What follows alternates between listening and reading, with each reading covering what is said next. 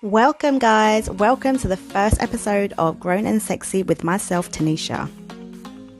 Coming up, we have Fashion 360, where JK is giving us all the latest style and fashion tips and showing us how to apply those fake lashes like a pro. Later on in the lounge, we have a heart-to-heart on the sofa with my girl Sarah, sharing her inspirational journey to recovery from breast cancer.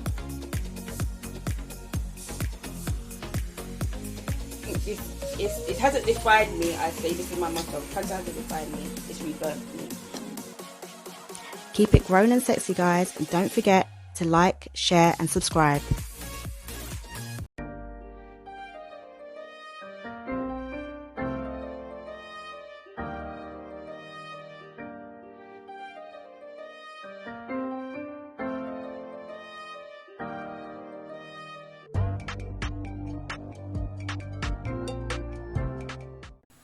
Hello and welcome to the first episode of Grown and Sexy with myself, Tanisha. I'm so happy to have you here and I hope that you will join us for a journey full of laughs, chat, inspiration, maybe some crying, some education and motivation too. So make sure you subscribe, guys, and join us on this amazing journey and stay tuned.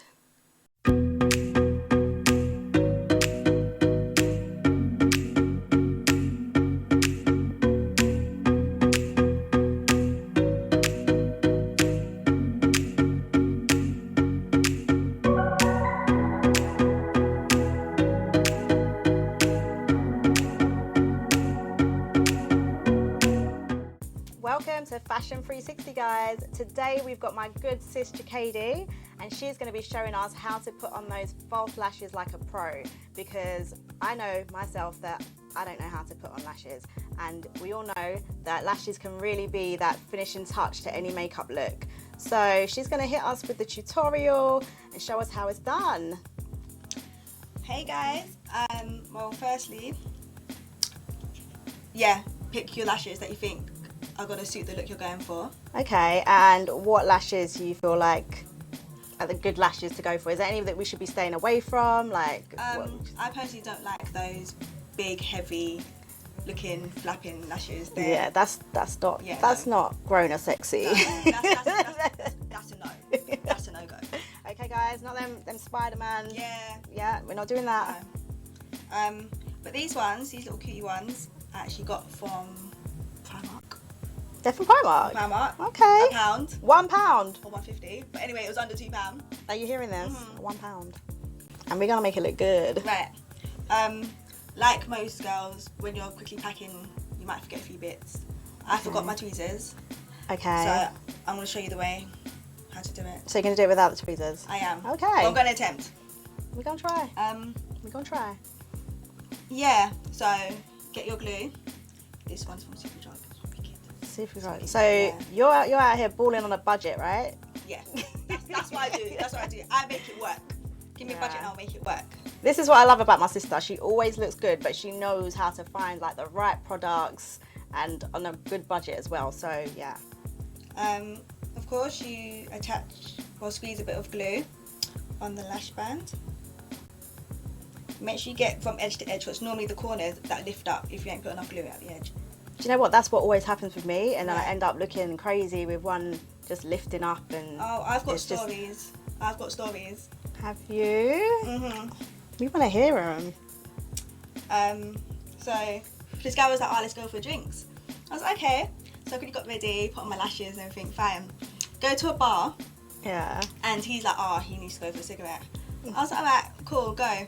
So I thought that would be my chance just to make sure I ain't got lipstick on my teeth, blah blah blah. Yeah. When I pulled up my little mirror, was not one of my eyelashes hanging off.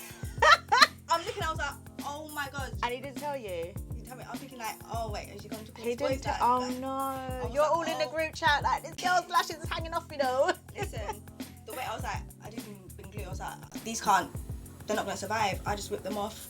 Literally, I just had to whip them off. He was coming back. I had to stuff that in my bag. So hold on. He left you with lashes. He had a cigarette, came back. You had no lashes. Yeah. Did he notice?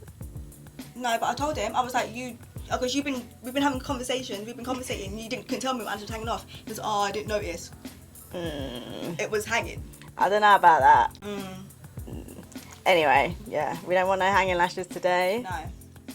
So, you need to blow on them for a bit. Make sure they get tacky, because when they're too wet, they don't seem to like stick to your hair. And what I find is you have the mirror there, but you have it slightly below you, so you're looking down into the mirror instead of straight ahead. Okay. Look down. You made that look so easy. And apply.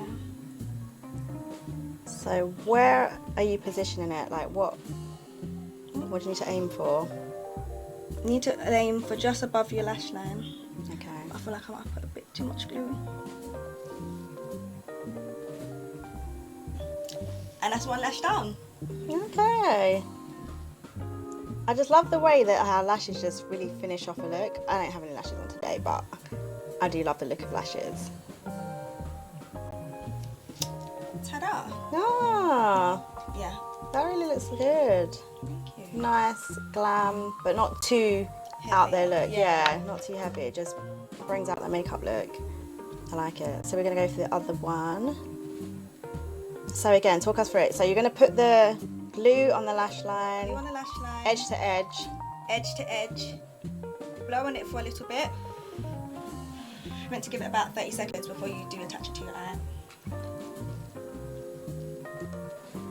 Usually, when I use the black glue, I have black eyeliner. Okay. So then it sort of blends in with the eyeliner. And so if you're going to use the eyeliner, do you use the eyeliner afterwards?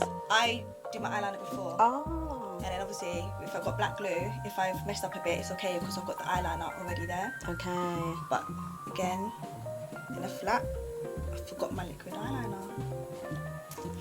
It's alright. Look down. Remember to have the mirror positioned not right in front of you, but slightly down. So you're looking down into the mirror.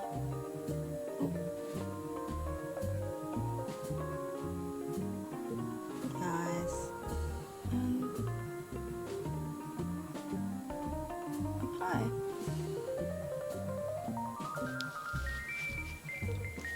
And that is it. And that is it. That is it. Look at that.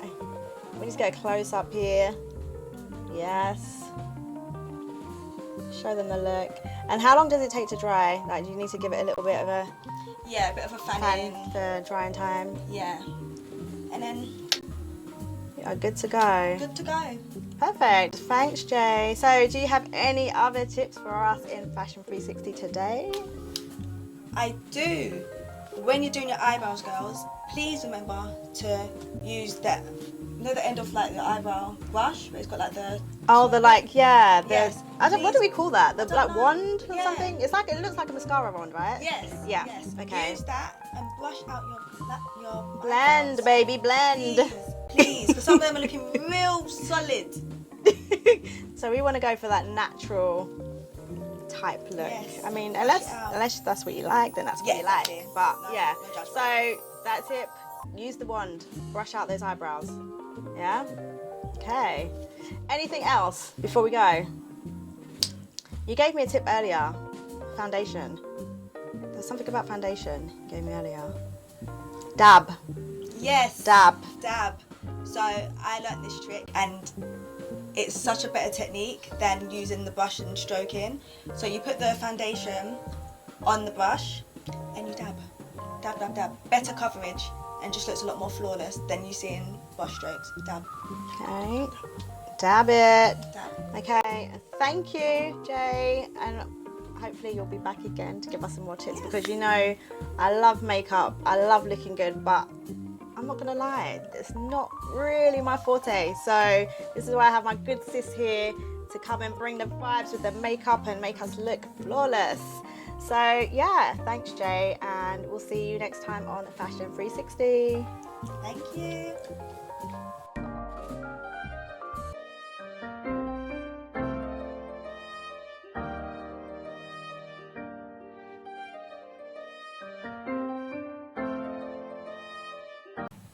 Okay guys, so welcome back, And as I said earlier, we're going to be speaking to some inspirational women. And I have a really inspirational lady here with me right now. Her name is Sarah, and she's going to introduce herself and tell us a little bit about her story so far, which I think, like me, you'll find amazing and inspirational. So, Sarah, really great to have you here. Thank you for coming. Thank you I for know, inviting me. yeah. So I'm going to explain to the people a little bit about how you got here. So basically, we met, didn't we, like on a night out, and we got on really well, great energy, whatnot. I followed Sarah on socials afterwards, as you do, and I was like, just pre-ing her Instagram, and I was just like, As we do. yeah, you know, getting to know you a little bit, and then I was like, wow, like you're just really inspirational. Like you're quite open about your story so far. And I just found it really inspirational, motivational, and that's what I'm all about. So I reached out to you, didn't I? And I was just like, hey, I'm doing this thing. I think you'd be amazing. First episode. Are you in? And you were, and yes, my first episode. Yes, that's what I'm saying. So I was like, yep, perfect. And you were just like, yeah, let's do it. So she's here today. And so do you want to just introduce yourself? Hey, so my name is Sarah. Soon to be 35. I'm a mother of 3 beautiful daughters. Girls. All girls. I'm in remission of stage 3 breast cancer. Got diagnosed October 2019, just in the midst of the pandemic. It was very hard to detect and get diagnosed, as obviously COVID hit. It was really, really hard. It could have been, I think it could have been detected much earlier. But I found my lump around February 2019. I didn't get diagnosed until October. Wow. By then, my tumour was literally living out of my skin. I couldn't wear any open tops or anything because the lump was literally protruding out.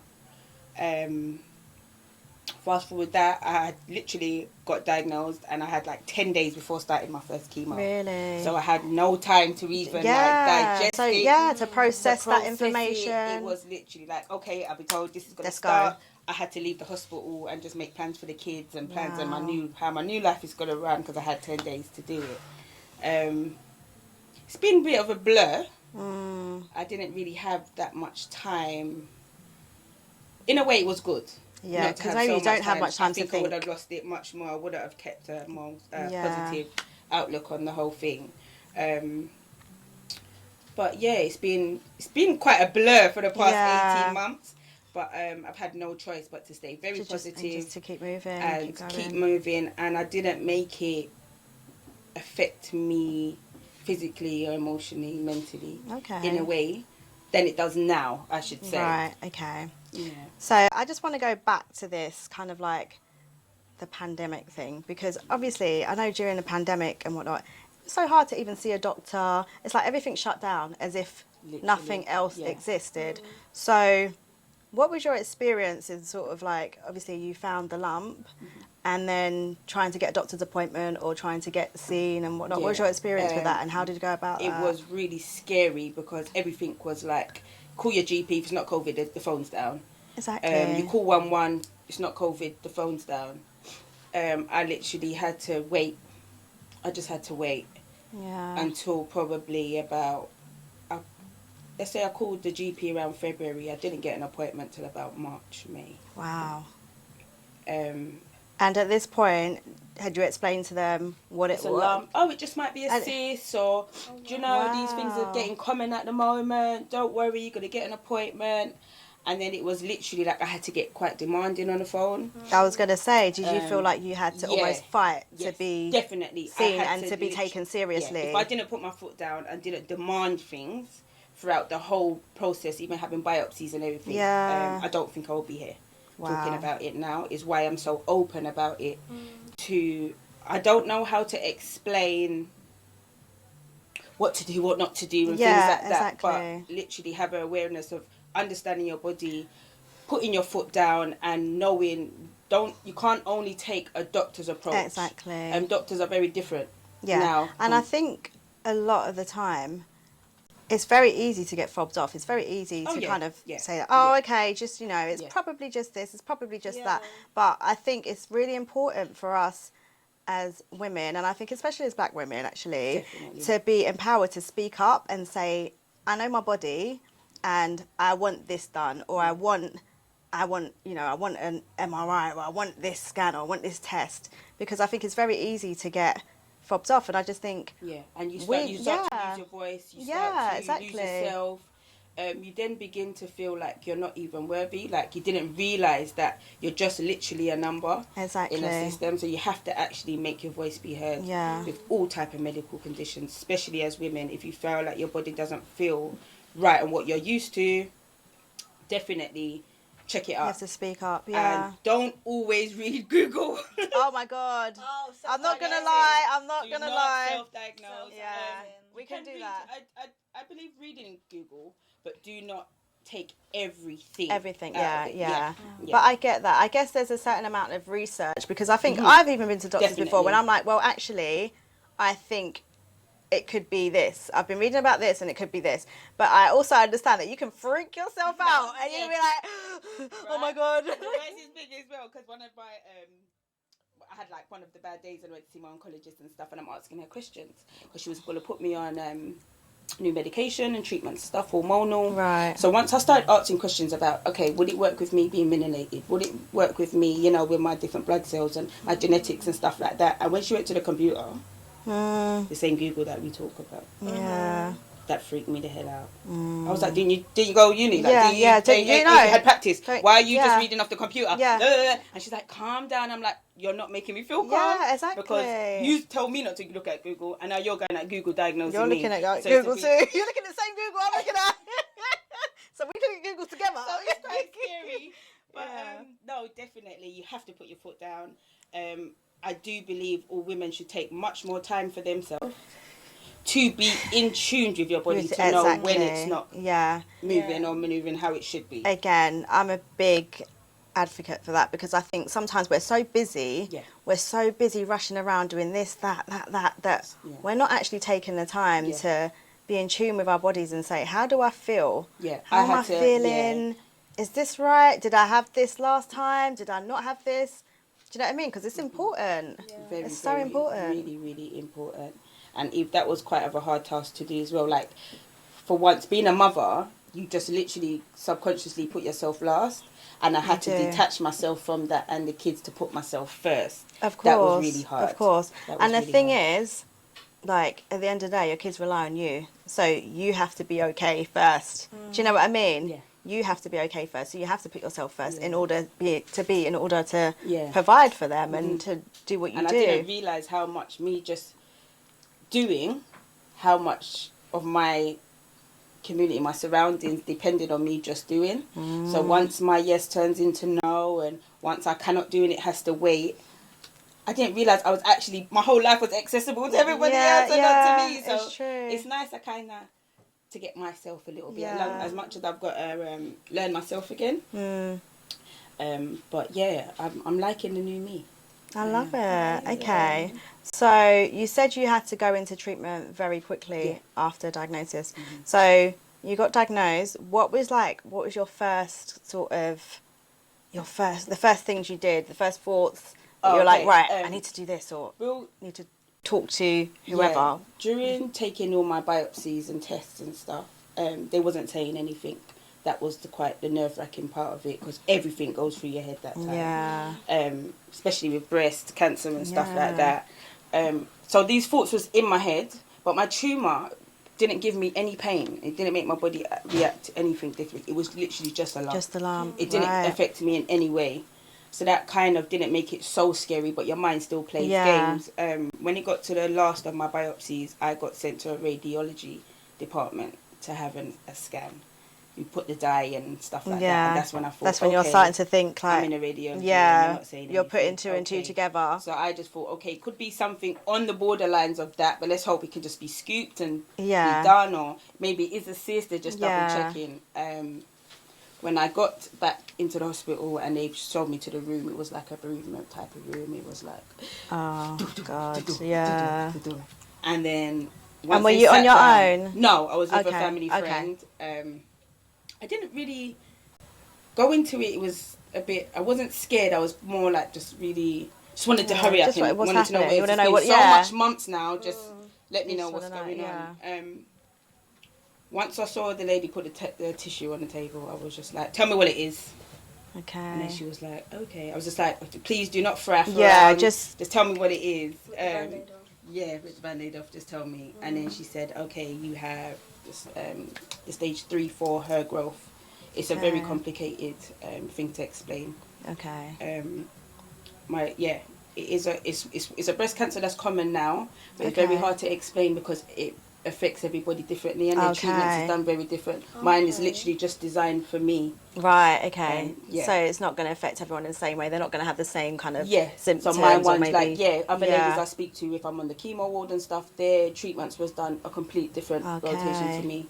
Yeah, I think because where I was at, I had to, instead of it being operation then the chemo, I had to do the chemo first to shrink my tumour because my cells started to spread over my lymph nodes, literally as they told me. Okay. So it could have literally been like stage 4 where I could have had treatment and stuff like that, because now they don't treat you if you get over a certain stage.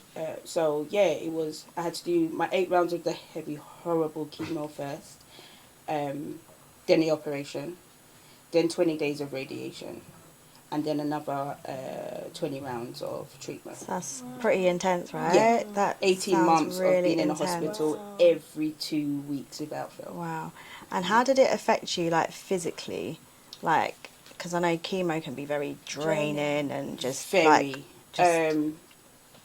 Taking the first chemo, it's obviously so abnormal to you. Yeah. Feel like you're Men in Black or something, like you're up to all these things, like this horrible red thing going in your skin. Once I got home and I started to have the first side effects, they would say, "Oh, take these tablets for 3 days and you'll be fine." Like day 5, I still wasn't recovered. Right. Day 6 was like, okay, I haven't eaten for 6 days now.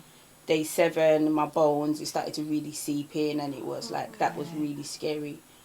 And then day 11, I had to literally tell myself, get up now. This can't take over me, not a time at all. I wasn't allowing it for one more day. It really felt like I was knocking on death's door. So I had to literally tell myself, lift up your head. Tell myself that for a couple of minutes until my head lifted up. Then it was like, okay, my legs are off the bed. Then it was like, okay, another 5 minutes, take my deep breaths, and then get to the bathroom just to get to the toilet. This is just to go toilet. Wow. After like just literally being sick, can't eat or anything. And then once I sat on the toilet that day, I said, you know what, I'm not giving myself no more than 72 hours to fight this.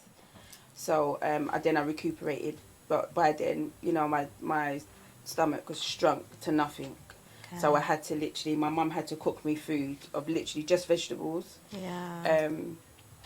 And I had to drink it like a tea, so I had to just have like a piece of carrot, chew that. Then I had to have a piece of potato, chew literally, that. Until every day I could have probably like a bigger bit of, like a chunk of carrot, let alone just one little circle. So by then I got myself back. It was time to go back again.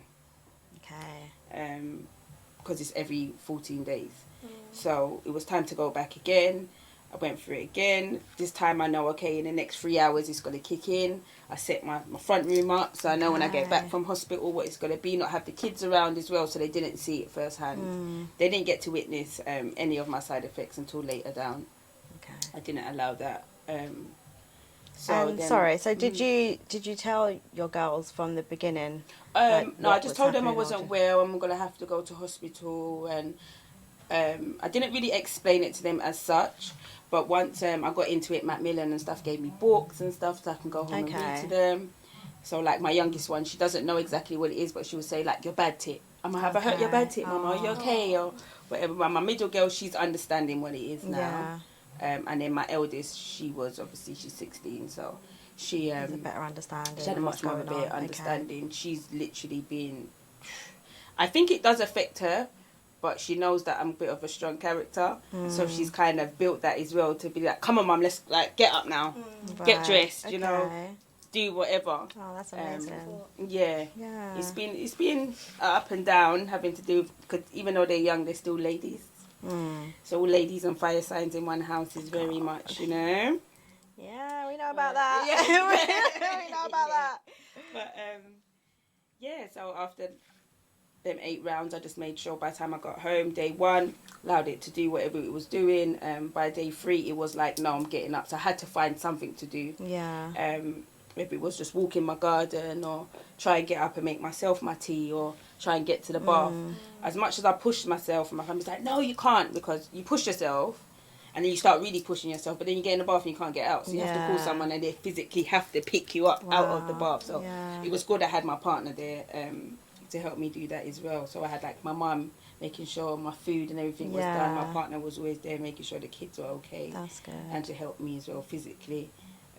When I couldn't actually move. But after the heavy chemo was finished and I did my operation and stuff, things got a bit easier. But then it's like you get side effects taking treatment, and then you get side effects when you're not on treatment and you take a break, and then you've got to go on it again, and then your body's got to get used to it So again. it's literally a cycle. Yeah, so your body doesn't have any time to even rest. Yeah. So I haven't really rested in 18 months, but I've rested in between and made sure I knew what I would do. So I could socialise, but know that 3 days after socialising, I'm in bed in pain. So you like got to know exactly sort of what to expect, and you set yourself up so that you could deal with it and whatnot. And that's how it kept me positive to say, okay, Sarah, you got to so this is going to happen, and yeah. like, now I need to do this. So once I feel it, I'm like, okay, in my bedroom now, closing the door, or, you know, I'm locked off for a bit. That's amazing. See, I find that even like that you were able to get yourself into that it mindset to be like, okay, right, so this is going to happen. This is how I'm going to deal with it. I'm going to prepare for it. Do you know what I mean? I think that's amazing. Yeah. I think because it got that scary, where it was, okay, it's either I fight cancer or cancer's going to fight me. And that's true. When you know you've got kids, or you haven't finished living yet, you haven't done what you've meant to do, and I'm not someone that allows anything to define me. So this was my biggest fight to date. And I just literally just kept it going. Okay.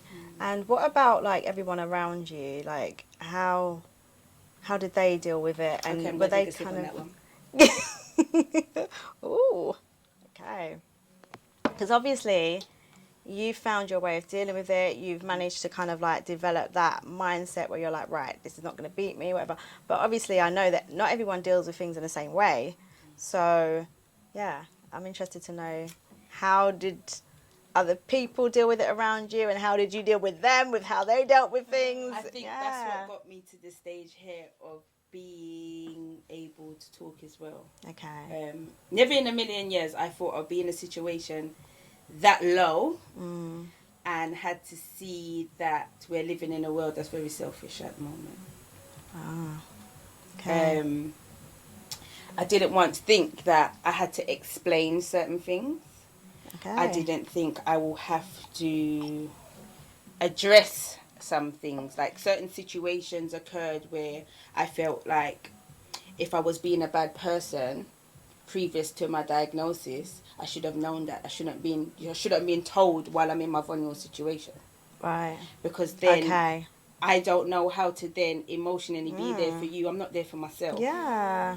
I also had to have things like immediate siblings, partners. Right. They don't know how to approach me and deal with it. They don't know the right things to say. They don't know the right things to do. But also it was like, in a way, I don't want to say, cause it didn't come out of their mouth, but it's the attitude, how it made me feel. So I have to learn to really differentiate and be very specific when I speak as well, because I didn't realise. People say, how do you feel? Yeah. You say how you feel, and then defence mechanism comes up. But it's how you feel. But it's how I feel. I might not choose the right words, but take what I'm saying out of the context. Because I'm quite of a passionate person. Yeah. I'm not really intellectual. I don't have all these big words to say. I'm just quite everyday, you know. So my words are quite blunt sometimes. And once you go through something like cancer, you have no time for small talk. I don't have to go round the bush and I'm sorry if it Yeah. you, Do you know what? I think like it can relate to that. Yeah. It's like you get it's a life changing event, isn't it? And I think like we've been through a life changing event, and we lost someone really close to us, and after that, your tolerance and your time, you're just like, I don't care. Like I'm gonna say it how it is because you're like. Yeah. What the hell? Previously, Do you know what I mean? people could do petty things, and I would just keep talking about it, and they'd be like, "Okay, she's going about it. She's not nothing about the same situation, and she's not doing nothing." The moment I got diagnosed, it didn't matter to me. Yeah. So whereas people would do things to where they knew they could poke you before, they would still try and poke you to see if it happens, and then they're not getting that same reaction. So how else am I going to get this reaction? And I'm just nonchalant. Yeah. Like, there's nothing you could do because to me, you're like, no, if I can go through this and I'm dealing with this, do you think that yours matter? exactly. Okay, I can't be that person completely for you. relent. You're like, okay. Yeah. So that was dealing with. I've had even a previous interview before, like dealing with human beings. I've literally learned it without. I think I've learned psychology without even going having to literally study it as such. And then my spirituality got high as well, so I started to literally see and feel things in a complete different light. So now I avoid anything that doesn't make my heart smile. So like almost like if I don't feel it and it doesn't feel good to me, because you have to learn to trust your like intuition. in life you've got people around and you be like, okay, they are the way they are, and just leave it because I really love them. I don't want it to be like that. No. You don't have to. You don't have to. Yeah. You literally don't have You don't have to. So I've had to. I've learned to actually. I've never done it before because I was quite strong-headed, really stubborn before. So I didn't really put things into categories. I didn't really think and have much more understanding. Now I've had to learn to have understanding for other people because I've had to also take their help in the doses what they can do for me. Like, if someone can only give me a hug even though I want them to go to the shop, I have to just take the hug. Do you know what I mean? I have to just be able to accept who can do what they can do for me. Exactly. Even if I can give him a whole, like, I haven't changed in me. Still want to see ladies smile. Still want to have a good time. As I said, we went out. You know, I'm up for always trying things and meeting new people. I'm still that person, but I've just had to accept that I'm not going to receive it back. Yeah. Do you know what? I think that's hard. That took me a little pills while to to kind of like get my head around myself. Is that because you know when you're a very giving person and you give to people and you want to do certain things for people, then you don't understand why some people can't do the same for you or can't. But everyone, I guess, has their own capacity to and give, or everyone's just different. And morals and stuff different, and what's installed in them, you have to. That's what I said with the understanding now. Some people I just won't have a conversation with you about, because even when it comes to my feelings or your feelings, because they don't have that understanding. They see life in a different light. So I wouldn't mend that. I'll have to put that as a bridge to burn, and it's really hurtful, and I don't really want to let go, and I don't want to have to hurt or lose a friendship or a situationship, or but it's just no more. You just have to. Some I have to leave on the back burner until I know I'm ready to deal with it, so I can deal with it with much more of an understanding. And some I'm demanding it. If you choose to be around, you have to understand there's a new me. I don't tolerate certain things anymore. I don't. Like if I came out, if I felt like the energy went right, I would have went home. You just left. Yeah, exactly. Why am I putting myself through this? Do you know what I mean? Yeah, it's like, I didn't know anybody, but I still made an effort. I still spoke. We had a good time. But at the same time, if you came into that situation and you felt like, oh, this is off, and why should she stay in a situation? That was one of the things I think that made me sick. I stayed around too much situations and surroundings that you should have walked out of. I overstayed my welcome a lot, and I sat in rooms and ate from people and drank with them and opened up with them, and I should have. Yeah. If you know what I mean. When you feel that it's not right, but you still go. Yeah, like a family event, you gotta go to. You don't really want to see your family, but you gotta go to that. Yeah, I'm just not going. Yeah. Yeah. So that's what I've had to. And I love that. Yeah. That's empowering. It's like it's not everything. That you're tolerated. Be in rooms that you're celebrated, that you feel comfortable. You can be yourself. Even if someone feels like you're too loud or you're too cocky or whatever, they have to accept you for you. And I believe that all women should be happy in their skin and just look fab all day, every day. Yes, like you do. Woo, you look amazing, by the way. Yes, and this you is do. something I just thought, for other cancer ladies I speak to, some really just let themselves go and don't. So even though I don't feel 100% in myself, I still do things to try and make myself feel good. Make a bit of an effort sometimes. Like I said, I'm happy I even had a teenager because she'd be like, Mum, do your hair now. And then they will tell you like it is. All right? Tell you like it is. Like, like, Mum, you're a mum, but you don't have to dress that old. Like, Like, what you're you still doing? young. So, yeah. And then my kids, they'll be trying to dress me like, put these shoes on, put that on, Mummy. I love or that. whatever. So, yeah, I'm out just to show people you can, have an illness or have a disadvantage or a disability, and you can still be yourself, work on yourself and just rock it, just wear it. Yeah, exactly. We need to really stop hiding. I think black women, we have to have this strong exterior, a bit like the men as well. But like we come from this culture, don't talk about it. Yeah, you're exactly. Sick, don't you're sick. Exactly. But then you're inside at home by yourself, sick. But you can have one person that could knock your door and make you smile. Exactly. That can help you with recovery. I could knock on your door and be like, "Girl, come on, let's get dressed." Do you know what I mean? And I could get out of my bed and come downstairs to the front room at least. And that could lift your spirits. Just I could for say, the "Come on, let's day." watch a movie." Yeah, do you know what I mean? That could make me go sleep much more better than thinking about what's happened in the day. Do you know what I mean? So, like that could be support I do for believe you. that we should just always talk, support one another. Yeah. It's hard, obviously. We can't say what we always want to say. Yeah. Because we get shut down when it gets to a certain level. But why not always have the awareness and love on each other and stuff. I love that. So, and that's why I'm so happy that you agreed to come. And you're just such a positive vibe and energy. And I think and I hope that a lot of people watching this will just be like, right, okay, I can do this. And there is, you can go through certain situations, you can be faced with certain diagnoses, but it doesn't have to define you. Do you know what I mean? And that's what I think I found so inspirational about your story. You're not letting it define you. This is okay.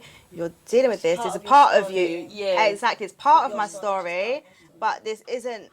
Yeah, it's not the end goal. Yeah, it's not the end goal. I'm always going to sing it like I'm a survivor. Yeah, this is of course, because it's it's ever done. I've ever had to. It's a massive thing. Literally come across. But, it's a massive thing. Yeah, but no, definitely. I actually, it's like some people say, how do you deal with it? And I don't know how I've actually come this way, come this far with it. But it's like I literally had 24 hours just to change. Like I had to. Enough was enough, and I think it hasn't defined me. I say this is my motto: cancer hasn't defined me; it's rebirthed me. So I've become a brand new.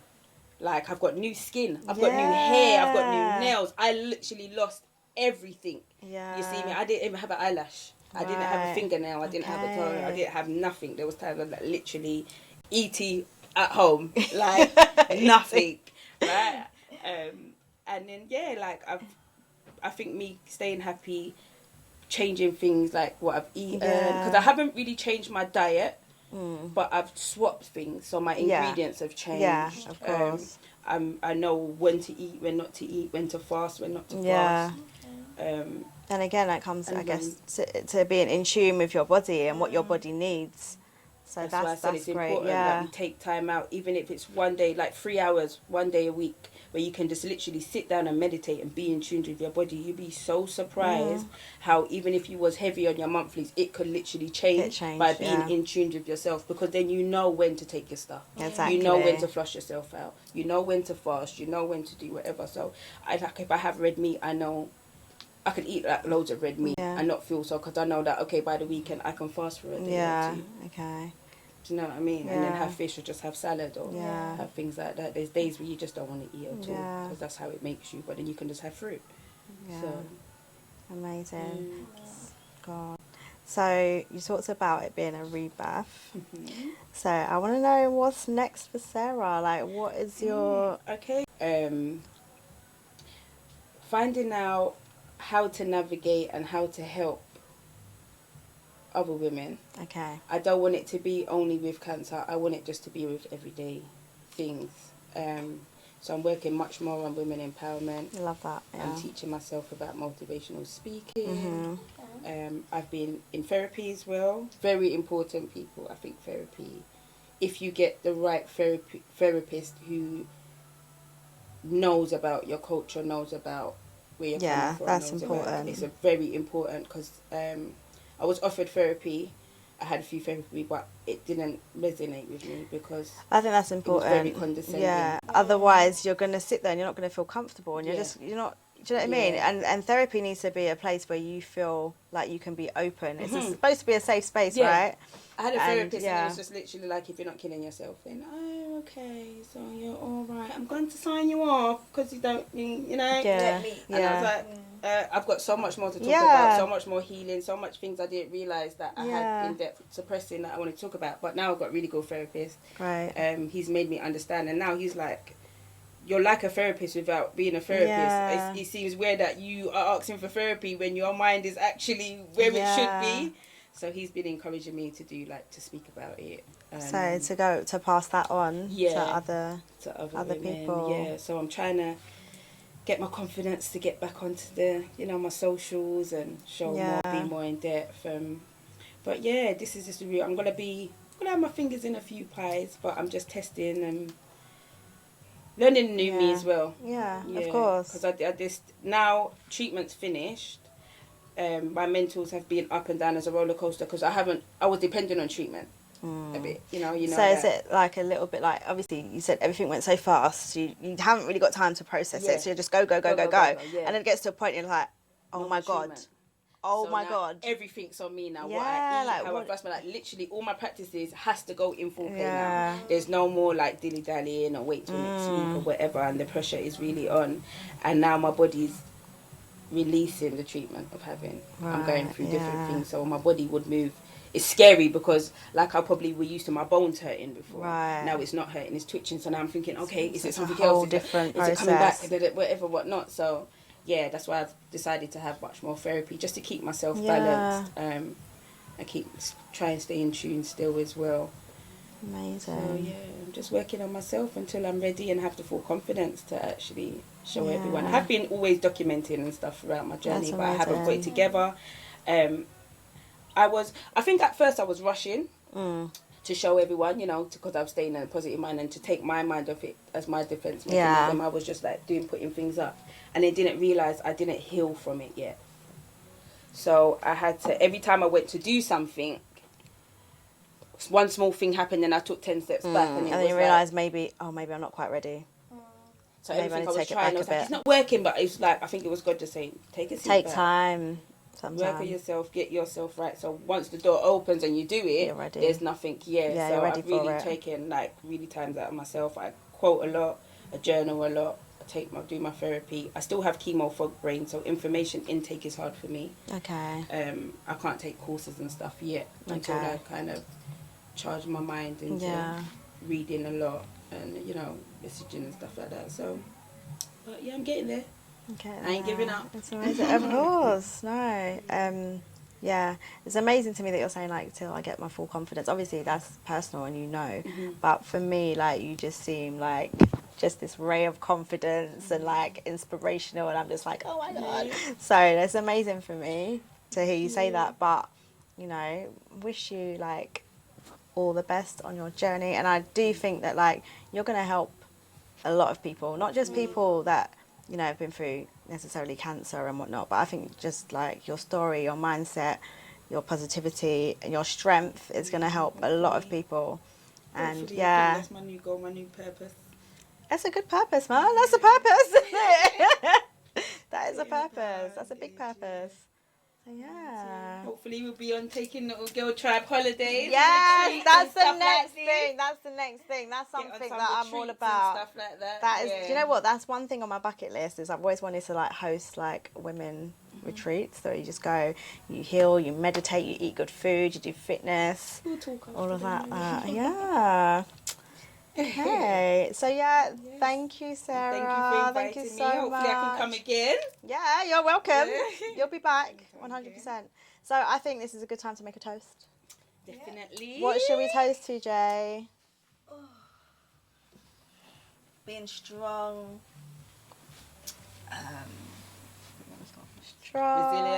Strength, resilience, and empowered. Yeah.